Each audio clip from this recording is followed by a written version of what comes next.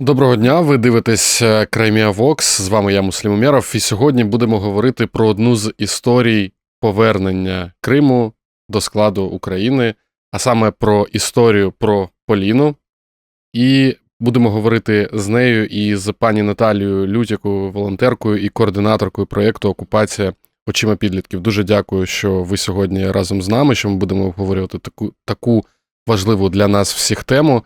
Поліно, перше питання до вас. Як, чому, коли дивишся стрічку новин, де попадаєтесь ви, одразу такі питання, як, чому такий складний час ви опинились тут, коли захотіли виїхати?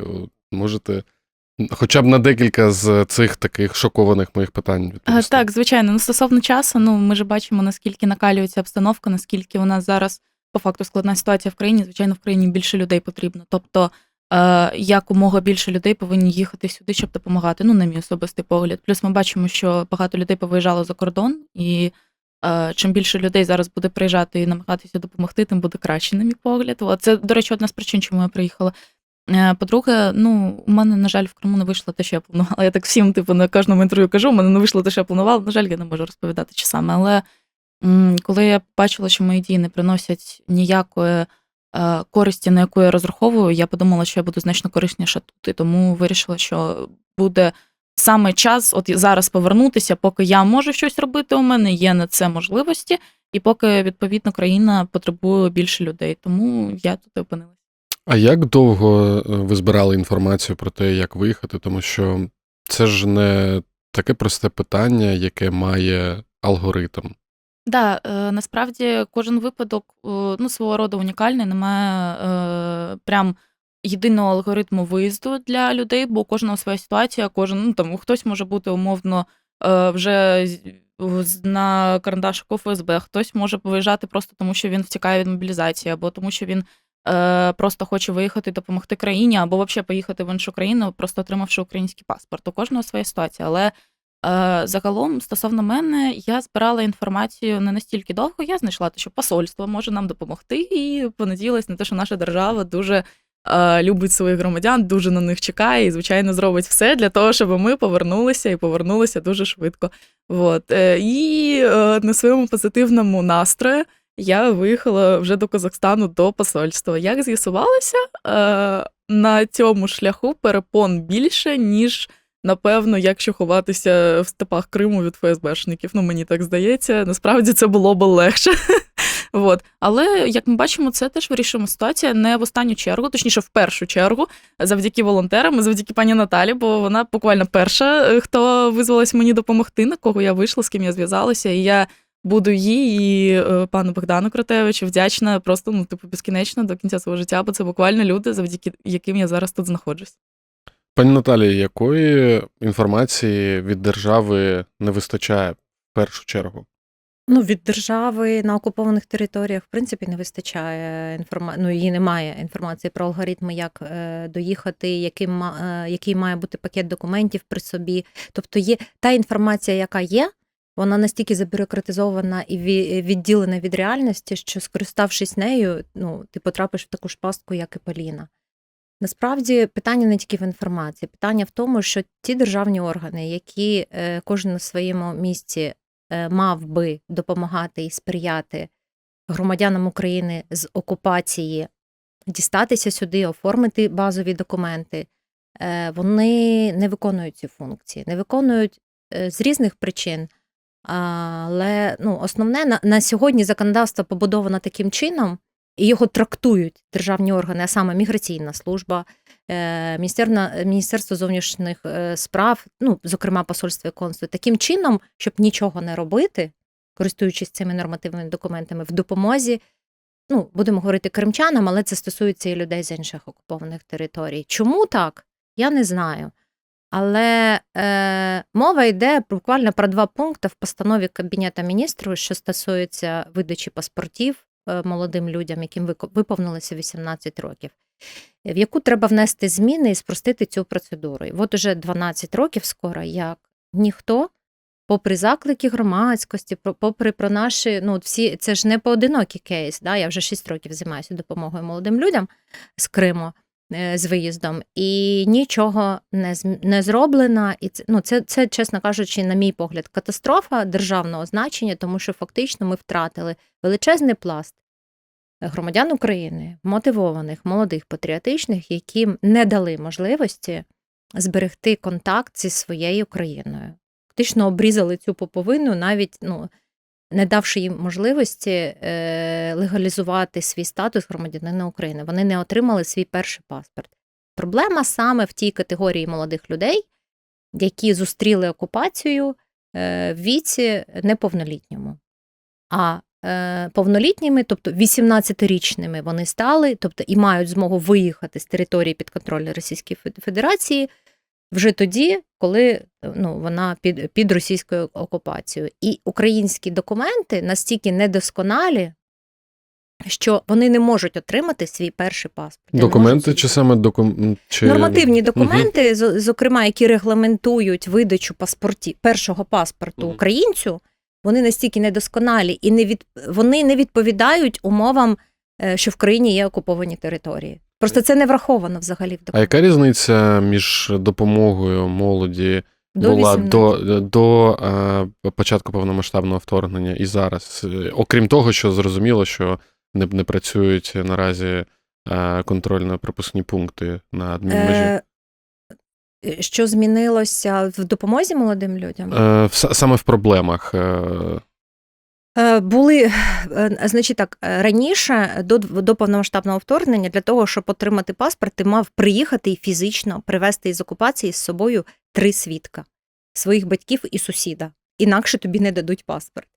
Але якщо твої батьки проти, то у тебе взагалі нема шансів отримати свій перший паспорт. На сьогодні трошки поліпшилася ця процедура яким чином після повномасштабки. Тепер може бути 1 свідок тільки і по відеозв'язку. Це спростило ситуацію. Але це обов'язково або батьки, або сусід. Ніякі інші свідки, тобто твої однокласники, твої колеги, твої однокурсники, твої друзі, твої хрещені, вони не можуть бути свідками. Тільки так, твої вчителі не можуть бути свідками. Тільки так і ніяк інакше.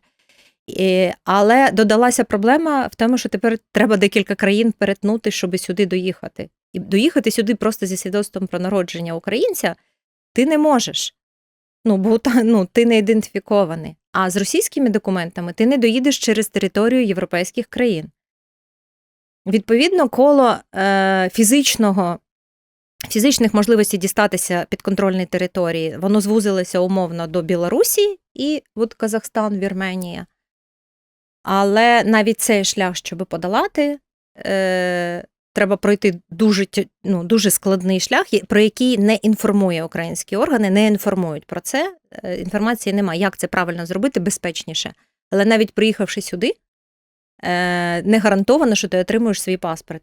Дівчинка, яка, одна з історій, які я допомагала, вона 13 місяців чекала, поки їй дадуть паспорт. І жила тут фактично як безхатько. На правах безхатька, по добрих людях, підробляла нелегально на картонній фабриці і фактично не була позбавлена медичної допомоги, бо вона була ніхто. І 13 місяців нам відмовили всі: Міграційна служба, представництво президента в Автономній Республіці Крим, суд, депутати Верховної Ради, до яких ми зверталися. Тобто всі красиво розвели руками. Через 13 місяців ми знайшли спосіб, як їй цей паспорт отримати, але вона за ці 13 місяців зламалася психологічно, повернулася до Криму. Отак це виглядає.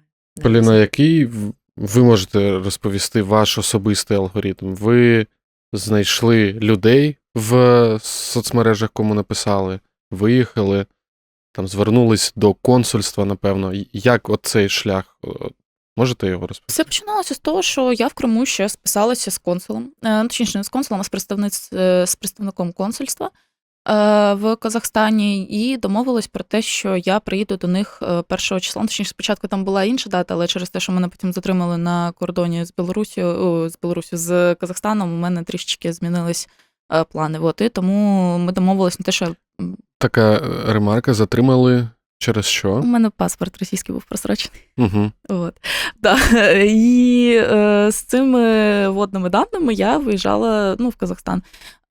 Мені сказали, що я можу туди приїхати, дати своє свідоцтво про народження, паспорти батьків, копії паспортів батьків. Я ще на всяк випадок зробила копію їх свідоцтва про одруження. І з цими даними я вже стояла біля консульства. Коли я туди прийшла, по-перше, мене прийняли максимально непривітно, тобто як до своєї громадянки віднеслися, хоча це спірно, може вони так і до своїх громадян, до тих, у кого паспорт є відносять, я в цьому впевнена, але в цілому до мене віднеслися як до росіянки. Вони буквально дуже зверхньо поводились, вони дали мені анкету, не пояснили, як її заповнювати. Анкета була саме для того, щоб мене можна було пробити через якісь ресурси. У них така процедура, що консульство відправляє ДМС звернення людини і каже, перевірте. І у них потім є 3 місяці на те, щоб нічого не робити. Чи насправді вони направляють, чи ні, це теж питання. Бо, можливо, вони навіть не намагаються займатися, бо вони не зацікавлені, взагалі не зацікавлені у вирішенні цього питання. Вони не зацікавлені у допомозі людині. І тому мені сказали, чекайте, але, скоріш за все, ми вам нічого не дамо.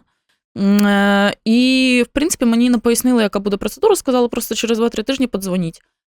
Я вже сиділа, тоді у мене була достатньо стресова ситуація, бо через те, що в мене не було жодного документу, який може підтвердити мою особу, навіть знаходячись в Казахстані, бо у мене всі документи просрочені, а закордонного паспорту російського у мене не було. Я була на дуже сильному стресі, мені там дзвонили, умовно, з органів Казахстану, казали, що, якщо я найближчим часом не зроблю деякі казахські документи, то мене можуть вислати з країни. Я коли це почула, і в той же день я почула, що консульство, нічого на мене не знайшло, відповідно, ДМС нічого не знайшло, я почала шукати людей. Я на пані Наталю вийшла, якби знайшла її інтерв'ю десь, напевно, 2-річної давнини.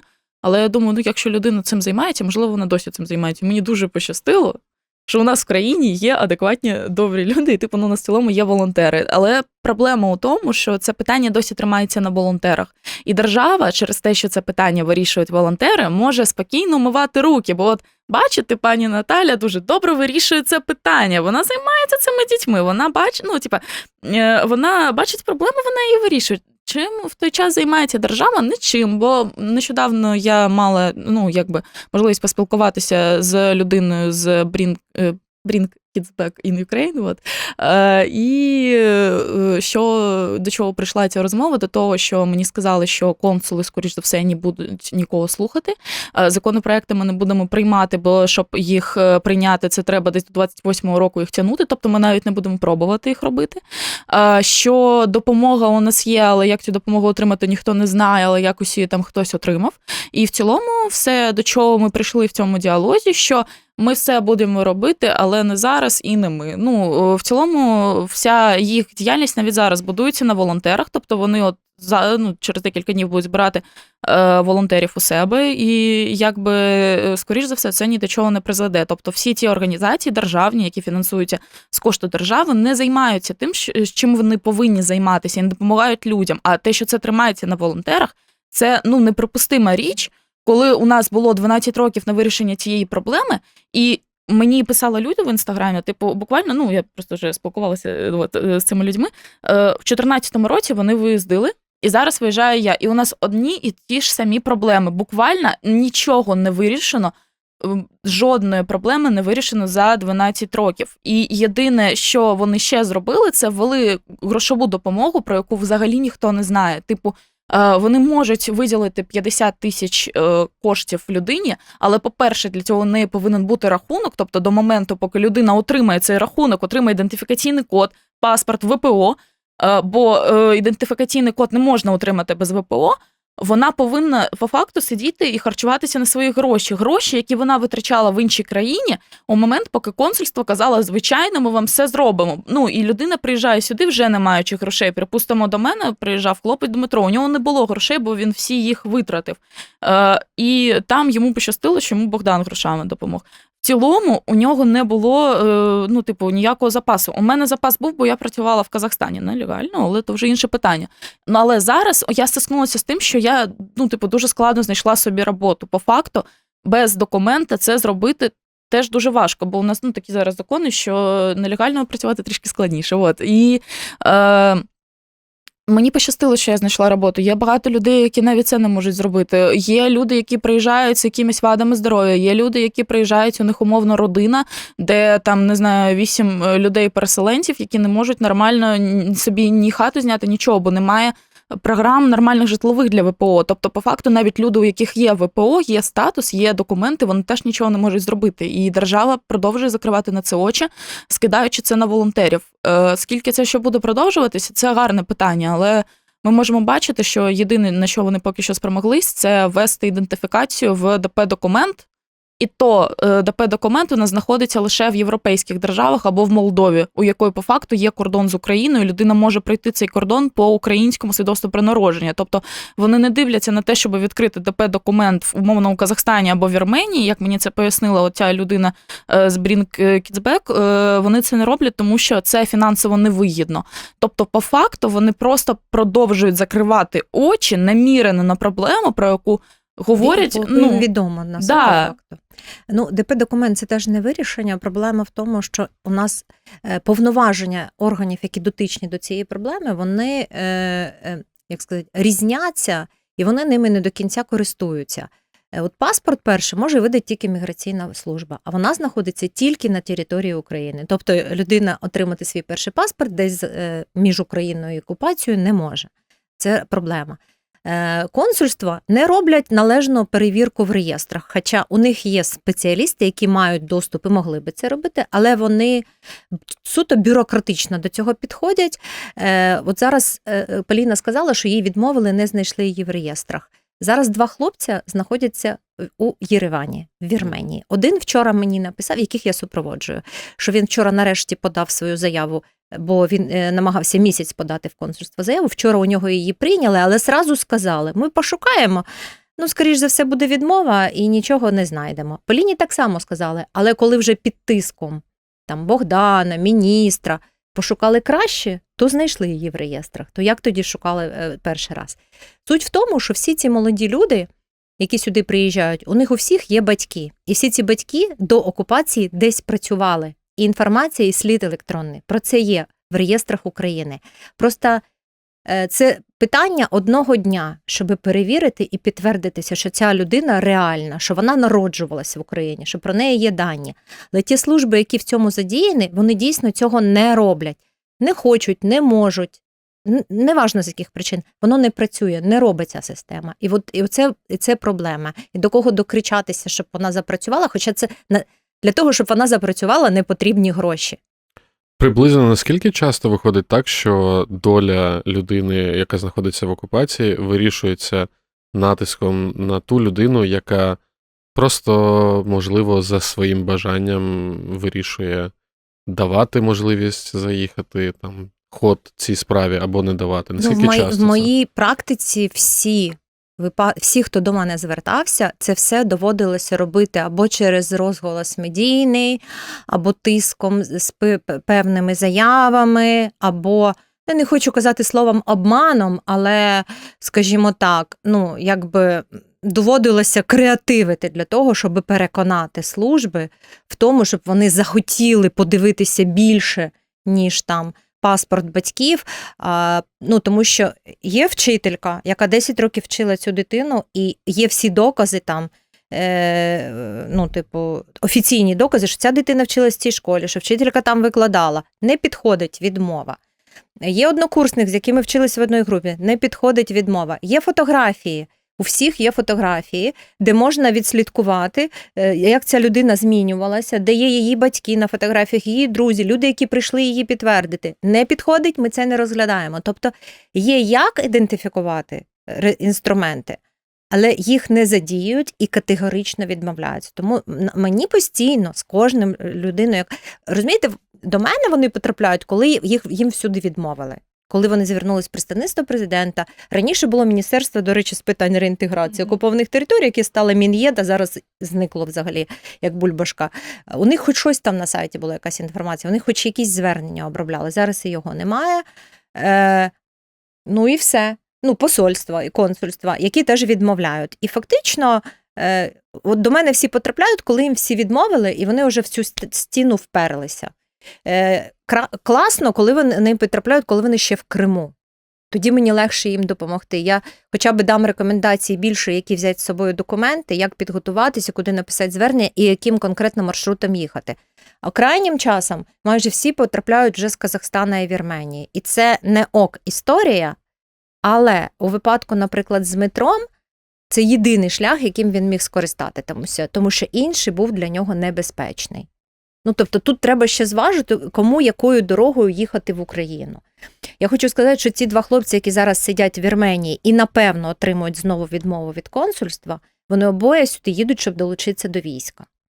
В ситуації, коли дівчина приїжджає долучитися до війська, хлопці їдуть, долучаються до війська, коли у нас тут всі кричать про проблеми з мобілізацією, нехтувати цими людьми, це злочин, на мій погляд. Але я вам чесно кажу, неуповноважена справ дитини, як там її Дар'я Герасим'юк чи Герасим'єнка, в цьому не зацікавлена. Я намагалась з нею поспілкуватися. Вона сказала, що у нас все чудово, все прекрасно, і я говорю, що це не так. А всі ці кейси – це вигадки. Це я буквально переказую. Представництво президента, вони й готові ніби це робити. Але це не їх функціонал, якщо але я у них правильно нема розумію. Не то, щоб не їх функціонал. У них нема повноважень реалізувати це, але у них є право подавати пропозиції про зміни в законодавство, лобіювати і відстоювати ці зміни. Задіювати нас як ресурс, людей з Криму. Я не пам'ятаю, щоб колись хтось це робив, і мене, наприклад, як людину, яка як проєктно цим займається вже 6 років, хтось запрошував, щоб я постійно виносила ініціативи. Останній раз з цього літа мене не пустили. Як ви в ідеалі це бачите? Як це потрібно? В ідеалі я бачу це так, що людина, ще знаходячись в окупації, подає інформацію про себе, отримує Я не знаю, хто це має на якому етапі робити, але в реєстрах інформація все є. Перевірити її можна. Якщо є додаткові питання, ми по відеозв'язку це з'ясували, перевірили, чи були її батьки, чи є вона в тих тарифах, але це має бути доступ у якоїсь інституції, яка це, не мені вирішувати, хочете, я буду цією інституцією. Я це відповідально зроблю і без питань нормально би це могли би реалізувати. Бо я можу перевірити. Оцих хлопців я перевірила. У когось мама в Приватбанку працювала, у когось там ще отримувала якісь соціальні виплати. Це все можна перевірювати за один день, навіть через відкриті реєстри. Не це треба для цього бути якоюсь спецустановою, а через спецустанови можна детально перевірити, що ця людина реальна. І все, людина отримує дозвіл, вона їде вже в визначене консульство і тим шляхом, яким їм зручно. І там приїжджає, забирає свій білий паспорт на повернення, посвідчення на повернення, приїжджає в Україну і тут знову ж таки вже попередньо перевірена, отримує свій паспорт. Все. І у них ще дуже багато моментів, де вони можуть спокійно перекидати на інші відомства. Тобто, якщо було або одне відомство, або цим займалася, умовна людина в посольстві була окрема, яка це може вирішити, а це реально питання, на яке можна виділити людину, просто вони цього не хочуть. Або в ДМС була окрема людина, або окремий відділ, який цим займається. Вони б не змогли відкосити від цього питання. Тобто зараз вони кажуть, як мені це пояснили в Bring Kids Back, знову ж таки, що це посилається на одну людину, ця людина пересилає іншій людині, потім ще пересилає іншій людині. Чому не сформувати, не надати це право або одній людині, або одній організації, надати доступ до реєстрів, хоча по факту реально можна це в відкритих реєстрах подивитися, на нас на всіх є інформація і там, буквально на новинних сайтах, умовно з кимось може бути там якесь інтерв'ю і так далі. Просто вони це не використовують, вони кажуть, у нас є реєстри, але цих реєстрів насправді немає, бо вони в Криму, і тому ми не можемо зараз підтвердити, що ви взагалі існуюча людина. І ти сидиш в Казахстані, умовно, і думаєш, що то я виходить, 11 років, знаходився в окупації, чекав на те, щоб, чекав на Україну, хотів повернутися в Україну, а зараз я сиджу і мені кажуть, тебе не існує в нашій країні. Ти думаєш, таке незвичайне чувство. Неприємно. Так, не дуже. Фактично, в час цифровізації, у нас доволі непогано цифровізована країна. Я чесно це говорю. І цей ресурс має бути задіяний, це буде, питання в тому, що ми дуже багато часу втратили. Дуже багато з цих молодих людей вже не виїдуть, ті, які хотіли і були готові. Тому що перші 5 років після окупації Криму це були тисячі і тисячі. Але їх батьки. Проблема в тому, що батьки проти, і вони не могли себе ідентифікувати без батьків, і ця процедура не працювала, вона була нереалістична. потім і були сотні, зараз це одиниці, тому що вони дорослішають, вони набувають сімей, вони йдуть працювати, бо їм треба працювати, потрапляють в державні органи, наприклад, вони вже не можуть виїхати, бо бояться через свою безпеку, що їх тут не приймуть, бо вони десь там в якомусь виконкомі попрацювали. Ну, тобто вони всі більше осідають, все менше вірять. Ну, а такі приклади, на жаль. Я дуже рада, що Поліна з Дімою стали голосом Криму, бо я цього чекала, тому що всі, хто були до них, з кожним із них я говорила, ніхто не наважувався відкрито про це говорити через безпеку своїх рідних, через невпевненість в своїй безпеці і так далі. Тому, ну, ці прекрасні, сміливі молоді люди фактично зараз стали голосом тих, хто там залишився, і тих, хто раніше приїжджав. Але дуже важливо, що і ви є їх голосом тут, і ваші от конкретні 3 рішення від держави, які зараз може держава зробити. 3 рішення. 3 рішення? Ну, дистанційна ідентифікація, швидка, визначені там терміни скорочені, 2-3 дні, і це має бути ідентифікуватися особа. Сприяння на всіх етапах сюди, як треба доїхати.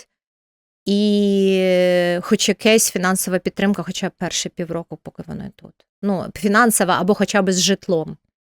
Ну, от хоча б житло надати, щоб вони знали, де їм треба бути. Ну, це дуже потрібно. Це дуже важливі поради. Мене дуже цікавить ситуація з паспортом. Яка зараз ситуація? Місяць, як ви знаходитесь тут? Наскільки важко? І чи отримали ви вже? Ну, у мене, по-перше, типу, у мене була підтримка все ж таки від Богдана, тому мені легше його оформити було у цьому випадку, бо я йшла в ДМС з впевненістю в тому, що мені в випадку чого допоможуть. В цілому, до мене особисто, типу, там поганого відношення не було майже ніякого, крім того, що мені, це странна ситуація була, мені дали заповнювати знову анкету і сказали в цій анкеті вказати російські документи, хоча, як мені потім сказав інший співробітник, не треба було вказувати там російські документи, і людина це знала. Я хочу сказати, що мова йде, ми вже згадували декілька разів про Богдана Кратевича Тавра, нашого земляка з Сімферополя і героїчного азовця. Так. І просто дуже крута людина. По факту, те, що він зараз цим зайнявся і теж підняв розголос, якби він перший, хто підняв розголос, то нам це дуже сильно допомогло. І зараз його медійна підтримка і підтримка, не медійна, вона дуже сильно допомагає. Бо, по факту, якщо б не його вплив в моменті, я би зараз тут ще не була, бо він допоміг мені там взагалі в останній момент сюди повернутися. Що стосовно того, як зараз з документами, мені легше, бо, я кажу, у мене є підтримка. В цілому, у більшості людей її немає. Тобто ті, хто раніше приїздили, у них навіть не було медійного права, якось висловитись і висловити своє незадоволення. Принаймні, якщо б існував якийсь бот жалоб, де люди можуть висловитися, щоб їм не треба було от зараз іти умовно на телебачення і казати на всю країну, а ви бачите, що у нас інституції не працюють, бо інакше це просто не спрацює взагалі ніяк, бо всі заб'ють на це і не будуть це вирішувати. Якщо б існував якийсь бот, або там ресурс для того, щоб люди могли писати листи незадоволення, це було б значно краще. У мене з паспортом поки що проблем немає, мені сказали, що мені його видадуть наступного тижня. Але, припустимо, у Діми була проблемна ситуація з тим, що йому сказали в ДМС, щоб він їхав в Крим і голосував ще раз на виборах. На референдумі. Йому сказали, на референдумі проголосуєш, прийдеш до нас знову. Є таке враження, що з консульствами якраз я це від молодих людей чую, бо я з ними особисто не сталкиваюсь, але з міграційною службою є таке враження за ці роки, коли я цим займаюся, що люди, які там працюють, не просто зневажливо відносяться до тих молодих людей, а просто вважають їх якимось там чи росіянами. Навіть не так. Мені здається, що вони взагалі не розуміють, от тепер я, мабуть, правильно, чого вони з того благополуччя сюди пруться. Так, мабуть. У мене таке враження склалося. Я вже не кажу про те, що в багатьох говорять російською мовою в цих установах, то ладно. Але дійсно є просто абсолютно не людиноорієнтоване відношення. Нема зацікавленості, щоб ці громадяни нові, наші громадяни, щоб вони були тут, опинялися тут і жили тут. І це прям таке дуже тотальне враження. І це дуже прикро. Ми багато часу втратили, звісно, просто дуже прикро. Щоб не підставляти людину, я можу сказати, що в одному з відділів ДМС, який є у нас в Києві, мені сказали, що у голови ДМС, у голови відділу цього алергія на людей переселенців з ТОТ. Буквально, співробітник сказав. Тож треба розуміти, що до такої ступені. Там є люди, які реально хочуть допомогти. Там є люди, які реально в цих структурах вони прям працюють. Вони реально хочуть, зробити щось. Але їми керують максимально не здатні на керування такою структурою, не здатні на допомогу іншим людям. І поки це не буде змінюватись, у нас далі будуть такі випадки. Тобто нам зараз в першу чергу потрібні дії саме від влади, не від умовно якоюсь, знову ж таки, не від волонтерів, не від волонтерської організації, не від когось, хто намагається допомогти своїми силами. Це повинна робити держава на державному рівні, бо поки це роблять волонтери, у держави є право відкошувати. Тому ми повинні в першу чергу натиснути на державу, дотиснути це питання. І питання також розповсюдження інформації будь-якого рівня, будь-якої, тобто і про повернення, і про в цілому ситуацію, у світі і в Україні, серед кримчан. Держава може це зробити, а вона не хоче. Пані Наталі, ви тут всі роки окупації знаходитесь. Як ви думаєте, чому за 12 років якоїсь зрозумілої роботи по Криму для повернення, паспортизації і іншому досі не зроблено? І як ви вважаєте, як ви це відчуваєте? Чому так? Я би хотіла знати відповідь на це питання, а може ні. Я би хотіла просто, щоб воно вирішилося. Насправді, тут немає простої відповіді. Я можу тільки свою дуже суб'єктивну думку висловити. У мене враження, що люди, які відповідали за ці напрямки, були або не на своєму місці і вирішували якісь інші задачі, або не відповідали своєму місцю просто за масштабом задач, які треба вирішити. Простий приклад. Представництво президента в Автономній Республіці Крим. У мене до них дуже багато є вдячності, тому що вони дуже класно підтримують кожен раз, коли якийсь кейс є в межах своїх повноважень. Але це завжди ручне вирішення. Системного вирішення проблеми немає ні у кого, і ніхто ніколи не задавався питаннями, щоб вирішити системне для всіх, а не для якогось одної Поліни, одного Дмитра, Артема, Івана чи ще когось. У мене складається враження, що люди задачу, яка перед ними стоїть, зараз я вже не про представництво президента, а й про Міністерство деокупованих територій, говорю, і про міграційну службу, і інших, вони не усвідомлюють цілі, яку це системне рішення може їм, не їм, а нам, державі України, принести. Вони не усвідомлюють, що якщо би масово молоді люди з Криму отримували це право, своє право, надане їм народженням, і можливість реалізуватися як громадянам України, то це принесло би користь. І в тому випадку, якщо вони б тут перебували, і в тому випадку, якби вони перебували на території Криму, якщо ви розумієте, про що я говорю. Але я наразі, тобто, коли я задавала постійно питання всі ці роки тим органам, чому це не робиться, мені всі так, сором'язливо вказували на те, що, може, Служба безпеки України не хоче, просто вони вважають, що зараз сюди будуть їхати ворожі агенти. Я це зчитую як те, що це фактично є вказівка і причина, якою аргументують. Може, вона надумана, я цього не знаю. Щоб відмовляти, щоб, ми ворогів сюди. А я кажу, слухайте, так це ж класно. Дивіться, якщо до вас їде ворожий агент, це ж яке поле для діяльності, правда? То ви його аналізуєте з усією своєю фаховістю і як це мають робити спецслужби, і працюєте з ним. А якщо це їдуть вмотивовані молоді люди, хоча в 20-21 рік, який ти агент, чесно. Є інструменти абсолютно різні, як переконатися, що ця людина, що це та людина, яка відданий громадянин України. І якщо це він, то ти ж розумієш, що у нього залишається коло спілкування там. І ти ж розумієш, що вона сюди приїжджає за мотивацією набагато більшою, ніж багато людей, які живуть тут. Ну, по-чесному, якщо говорити. То використовуй бінго. Ну, тобто, це абсолютно тупа, вибачте, що в ефірі, відмазка, щоб нічого не робити. Я вважаю, що причини, щоб ці люди сюди їхали багато, впевнено, з підтримкою, настільки вагомі і значущі, що цим треба було займатися давним-давно, і зараз просто хоча б тих, хто ще залишився, встигнути сюди перетягнути. І тому, ну... І от таке питання до Поліни. Чи багато таких, кого можна перетягнути зараз? Якщо це міф, а це, скоріше за все, так і є, бо я теж з Криму, розкажіть, будь ласка, наскільки яка там молодь? У нас насправді там величезний розрив між людьми, або це проукраїнські, або це проросійські. Типу там нейтральних не так багато. Ті, хто нейтральні, вони, скоріш за все, за Росію, або, скоріш за все, за Україну. Просто вони не висловлюються.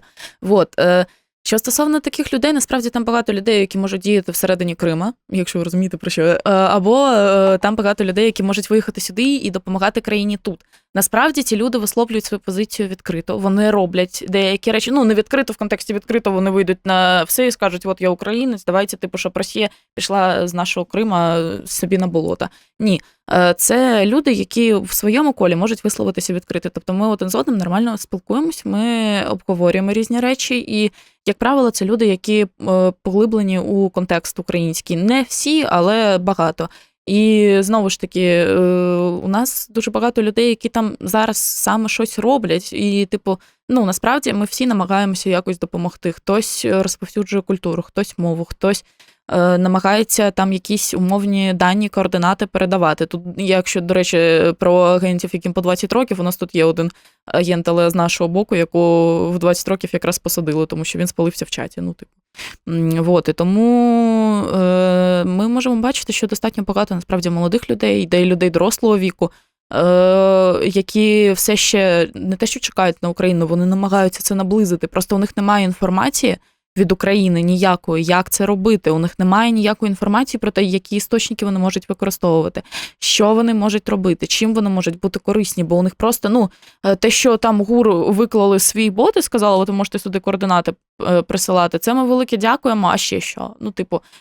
Якщо навіть не казати про те, щоб людина їхала з окупації, вона не має інструкцій навіть по тому, що робити всередині окупованих територій. Тобто у нас немає ніякої роботи з окупованими територіями, немає їх інтеграції у суспільство, у нас немає інтеграції взагалі, у нас всі говорять про Крим, про те, що от Крим круто, давайте ми його повернемо, і не говорять про те, як ми будемо потім його інтегрувати в суспільство, бо це по факту втрачений пласт людей.